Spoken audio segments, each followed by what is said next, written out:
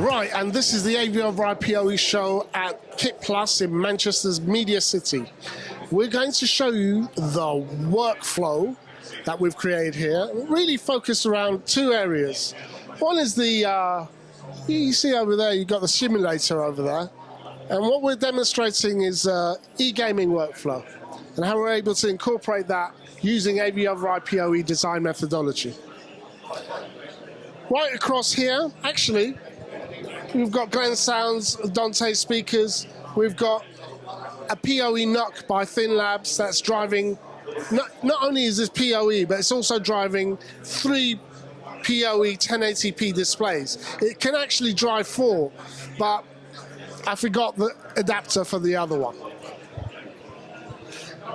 And here, I might as well give you a bit of a quick demo here of this Glen Sound. This is what we're doing. Let me go through this quickly. Now I've got my commentator headset on. I can commentate on exactly what's going on. And the driver's going down, the first chicane is going... Oh. That's about as much I know about motorsports. But imagine if it was motorsports and I was going through this thing, and I'm going here using the Glen Sound Express IP Mini. It enables you to... It's popularly used for a lot of commentary sort of stuff, but definitely with regard to gaming. Now, if I press this, I can actually speak to the production guys. With the production case. So this is what can be done. And as we get on here, we go into the backbone, Netgear. Obviously the switch, and we've also got the hotspot here to be able to demonstrate for you. Ryan, I want to bring you in here to talk about the rest of the workflow, because this is quite interesting. Something we saw in Germany, right? It's very much so, yeah. This is when you caught up with Frank from Make Pro X. And what Make Pro X have done is they've supplied us with 2 of their MIDI controllers. So what we've got here is we've got this configured into vMix. So you can see we've got various sort of camera inputs here. And all of a sudden we've got full sort of tactile control. So I can flick the preview screens there. And actually if I just go and look at that camera over there, you can see I can swap the program feed as well. So we should be back with Rob on our roaming camera. We also have full control of our audio. So as an example, I should be talking loud and clear, and you should hear my audio go down and my audio go up. And the great thing we've got here is we've also got full control of both desks. So hang on, let me actually use one that I'm not going to change my master output on. So we've got full control. So if we do anything on one switch, we can see everything happen on the other. And I think now might be a good time if we bring Darren, our lovely producer, into the mix. So basically what we've got is we've got Darren here who's controlling vMix behind the scenes to actually create this live stream production. Darren, do you want to just talk us through a little bit about what we've got going on here? Yeah, sure. So we use vMix predominantly in our productions. So yeah, it basically lends itself to any sort of AV workflow that uses AV over IP. We can set the network inputs coming in. We can use NDI to come through into the mix that we have. As Ryan was showing before, the Make Pro X stuff, it works so tactilely. So if we do have sort of a remote production setup, we can have, say, 2 producers in different locations that on the same site, that simply by running an Ethernet lead into the switch, we can work between both workflows, but it'll work towards the same production. We tend to use Dante as well quite a lot, so the Glen Sound kit we were looking at as well. It works really quite nicely in terms of bringing a talk back to the producers, so we can cut off the main feed that the commentators are talking over the master output. We can then sort of relay any messages to the commentators. They can change that volume in their ear. They can change the volume to their co-commentators as well simultaneously. And then with the Dante speaker system that we've got, we use it with the Avio system. So we use a lot of different amplifiers at different circuits. Everyone's got a different workflow. So we can literally take a feed through Ethernet and we can wire a PA system up with whichever routed audio we want to use. yeah, that's our AV setup really. Yeah, it lends itself quite well. Perfect stuff. And I'm right in saying we've also got some kit here from SY Electronics. So we've got a few actual raw HDMI feeds coming in using SY's HDMI extenders. Allows us to extend HDMI up to 150 meters. But then you can see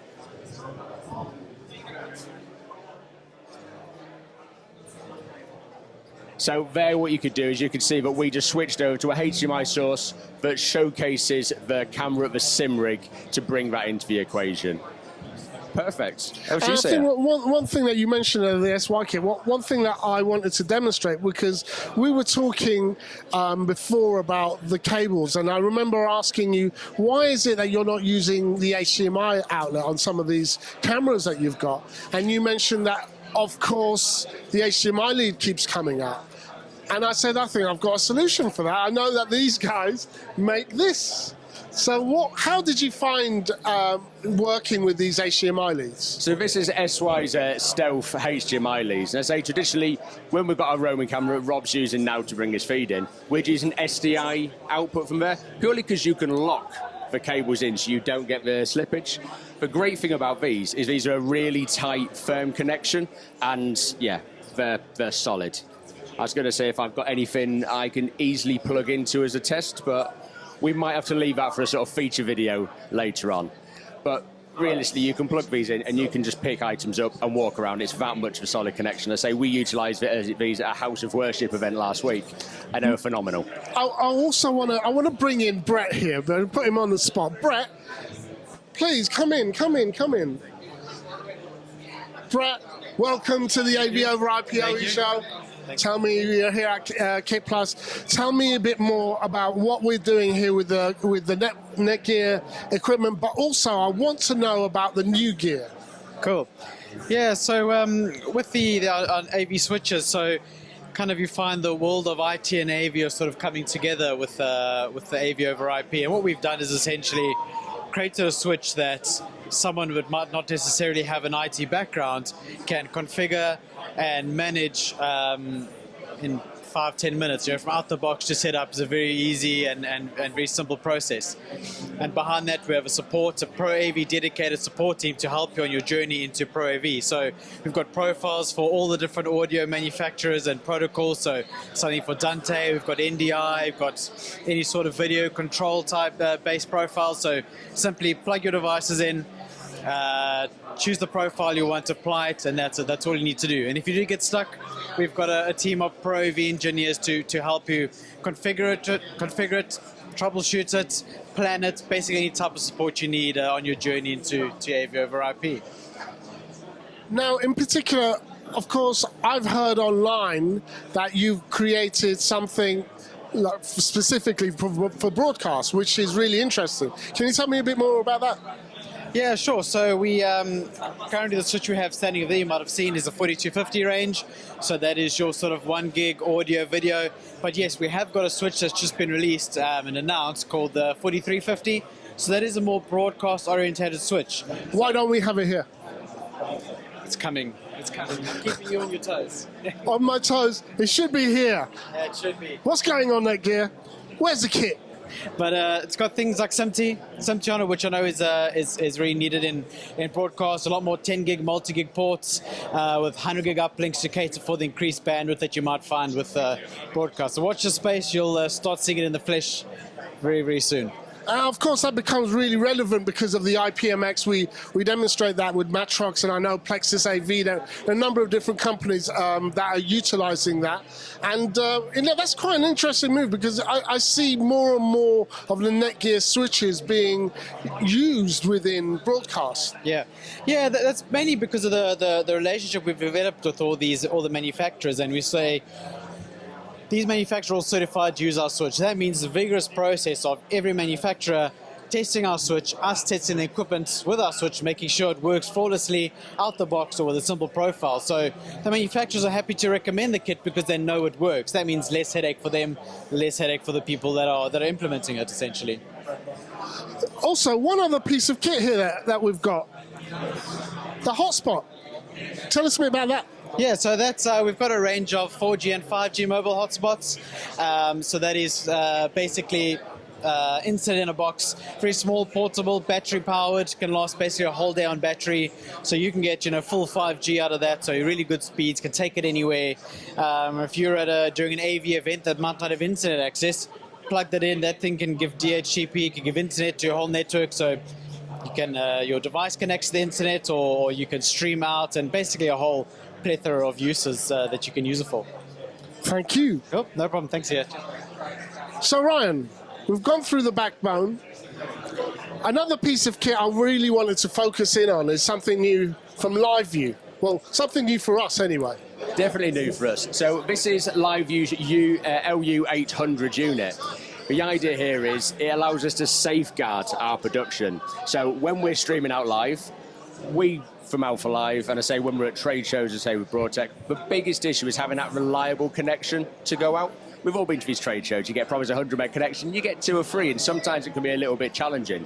The great thing we've got about the LiveView unit here is we've got an Ethernet cable coming in, so that's our wired internet, but also inside there is 8 separate SIM cards, as well as 2 Wi-Fi adapters. Now, the great thing here is it can bond all of those inputs together, and what we're doing is we've got an SDI output going into here of our final production, and that's getting broadcasted and beamed up to LiveView's central command control. Basically, you can access that from any web browser, and you can basically configure all of your LiveView devices and send where those outputs are going to go. So for us, we're going out on LinkedIn. Also, there's a copy going out on YouTube as well. So to do that, what we do is we take LiveView through RTMP up to Restream, and from there, we can actually have full control and we can broadcast to our final destinations. Now, we are also later on going to take a look at one of LiveView's other units, which is the LU300. And what we're going to do there is we're going to go out remotely in the field, and we are going to showcase how you can actually utilize this kit in a complete remote location and bring the feeds back into production. Ryan, look what I've got here. I have got someone touched by fire. It's hot. Brad, tell me a bit about that. We've just kind of given a bit of an overview, but of course you're here, so it's better to hear it from the horse's mouth. Tell me a bit more about this device. Currently looking at the LU800, able to bond up to 8 SIM cards, 2 Wi-Fi Ethernet port. That is what our special sauce is really, LRT. That is what we designed for the bonding. We pass that through. Also, other than that, that's the LU800. That's our flagship model. We have also got an LU300 somewhere on display here today. But like I said, they're our flagship models. I don't know what. Yeah. So I think later on we're gonna take one of those, that's the smaller one outside, to demonstrate its kind of use. What else, Ryan? So one thing we haven't touched on yet is the Bolin overview camera. So Rob, I'm just going to steer your direction over to here. So we've got Bolin's D220 PTZ camera. Now this is part of the AV Ultra range, which means you can have a feed with ultra low latency. So what we've got is we've got paired up, you can zoom in on the side there. Oh, so it's a live trade show, so we've got people taking part and they can actually see what's going on. If I wave, hello. No, that's perfectly fine. So we have got Bolin's D20 encoder decoder about there. That allows us to get our low latency feed as well. And I say then we can bring a copy of that then into our production. We can use then, say, Dante AV Studio, bring that in, and we have that as our live output. The great thing I also like about these Bolin cameras is you can take multiple feeds. So we've got an RTSP feed going on as well, and we utilize that then to broadcast that to various areas of our production. And yeah, these are the cameras we utilized over in Frankfurt at the last event, and we used them on stage, and they worked really well. We did a lot of demonstrations with the low latency, didn't we? Yeah, I mean, exactly that. And I think what we're using them here differently is that, as you said, you're using it in cooperation with your kind of production workflow. Another thing I wanted to go straight over there is to get cover Mick and his involvement with the simulators. I want to capture that now because it seems to be quite popular at KitPlus. I say you're going to have to Mick, fight your way through there, see if you can I just work your way get in. involved here? You can. tell me a bit more about perfect acceleration and the sim racing. Okay, Perfect Acceleration is fledgling business for me. We're set up primarily to sell, build custom rigs and provide custom rigs to people, but also provide e-racing series, e-championships for people. We're very fortunate at the moment to have 2 up-and-coming E-Series with Ginetta and Junior Saloon Cars, which we've already got a very strong entry for. Both of those series are based around the junior entry, because I have a passion, having been a father who's brought up a son through racing, to help juniors and get them into racing, and sim racing is a very good place for people to start. We're also seeing a huge uplift in E-Series competition. It's now getting to the point where large manufacturers and sponsors are wanting to be involved because they're seeing the value in it. And some of the prizes on some of the global events are actually fantastically valuable, i.e. a drive in a Formula car. Some of the prizes we've got coming up and coming will value in excess of £4,000 in prize money, which for a junior under 17 is a huge chunk of money, and will hopefully help them on the way to get in there. And of course, we're demonstrating the kind of e-gaming workflow here. But I don't know whether or not you realize that. I was having a conversation with another technology professional last week, actually, about how e-gaming is being utilized in education to help a lot of students with STEM subjects, because they find that their critical thinking, their reaction time is actually improved by them, working and playing games.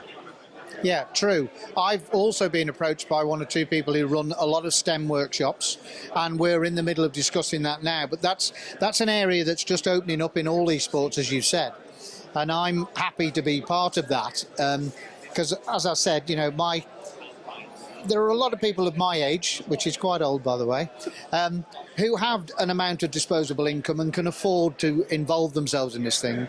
A lot of juniors and young parents haven't got that level of income. So these STEM workshops, I'm looking at going along and providing sim racing as a platform for them to attach their STEM workshops to. And as you say, it involves planning, it involves winning as well as losing, which, is a difficult thing. It's a skill we all have to learn. And it also involves a certain amount of technical skill, i.e. planning the car. If I drive it into a wall, it's going to break, and it doesn't fix itself. So, yeah, I'm all for any of that kind of young person development using esports. That's where I've sort of placed myself in the market, and that's where we're going. Lovely. And what's the engagement been like so far? Because obviously you're running a leaderboard here as well, and you've very kindly branded everything up for us. So if we take a closer look here, we've got obviously Mick being the top. We won't look too much. This is the vehicle we're currently running. For this particular event, we've chosen a Porsche GT4. We've branded the vehicle with everybody's logo that's involved.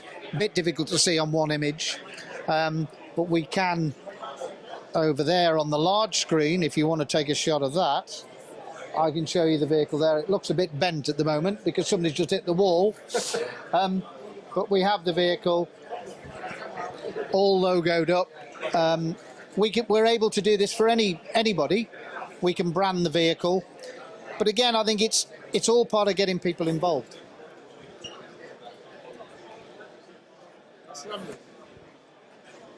Mick, thank you so much. And finally, with regard to what we're talking about, AVoIPoE, how much of that in terms of the workflow do you actually utilize? Because one of the things when we were having that discussion is that many people don't know that you are actually a system integrator in a previous life. In a previous life, I was a system integrator. Yes, I was. Not necessarily on the commercial world, but in residential. And that brings its own set of challenges. And AVoIP is an emerging technology. I know it's been around a number of years, but it's been very niche, very specialised. And from personal experience, I always knew that PoE devices would be the way the world goes, because from an installer's point of view, a single cable point to point is obviously much better than multiple cables. You've got less to go wrong. The devices, generally speaking, are easier to program, easier to distribute, and because it's on an IP-based network, you've got almost infinite expandability. So you can broadcast any signal pretty much in any format from any point to any other point or multiple points. So this is why, you know, AVoIP, when we spoke originally, I was really happy to be involved with that, because yeah, it's I've worked a lot with it, and if I was younger, I'd still be in that game, but you know, this suits me now. Thank you, Mick. Thank you so much. Have a great show. Thank you. Take care. And another one that we're growing the AV over IPOE community. We've got another advocate for AV over IP. Let's speak to these guys. Guys, why are you here at KitPlus? Don't know. Really? The cats. We've come to have a look and see what's going on, see what the newest kit is and stuff. Right, the newest kit. Shall we give you a little guidance on what we're doing here? Yeah, go on then. So what we're doing here, we've got an e-gaming rig, and we're demonstrating like the whole performance of using a technology called AV over IP and PoE. Put that together, saying AV over IPOE, because it's a lot more efficient, it's a lot more flexible, and you save energy, save time, and you save money by using that as a design methodology. And then we've also got a level of interoperability here, because we've got so many different solutions. For that e-gaming here, we've also got something here for the e-gaming commentating. So this runs on a system called Dante Audio. I don't know if you're familiar with Dante Audio. That enables you to essentially takes the audio and puts it on an IP network, and you're able to commentate on what's going on over there.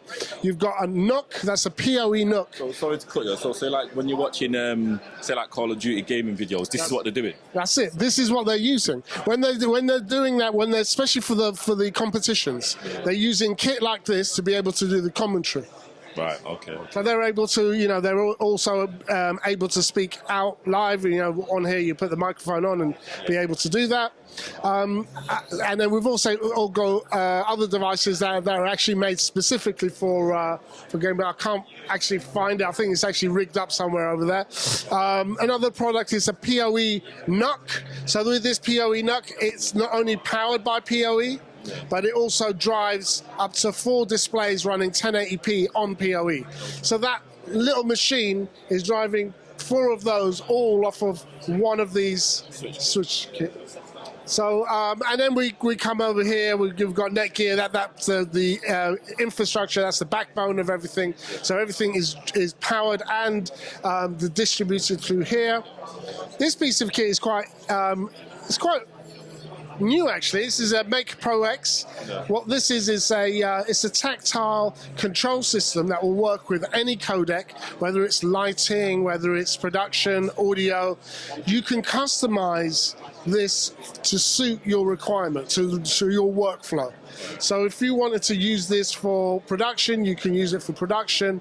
We've got another version over there to kind of give you a full demonstrations of each one of these modules here. Of these 4 modules can then be, it's module you can just take them out and change it in accordance to what you want. Can you map it to be MIDI as well? Yeah, it's all MIDI controlled, and it works with any codec. So that's a unique thing about it.